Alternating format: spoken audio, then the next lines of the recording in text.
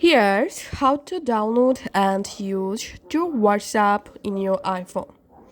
At the same time, you can use two different accounts in WhatsApp. To do that, go to your App Store and first of all, search for WhatsApp, and all you have to need install the WhatsApp Messenger app in your iPhone and log into your first account using your first number.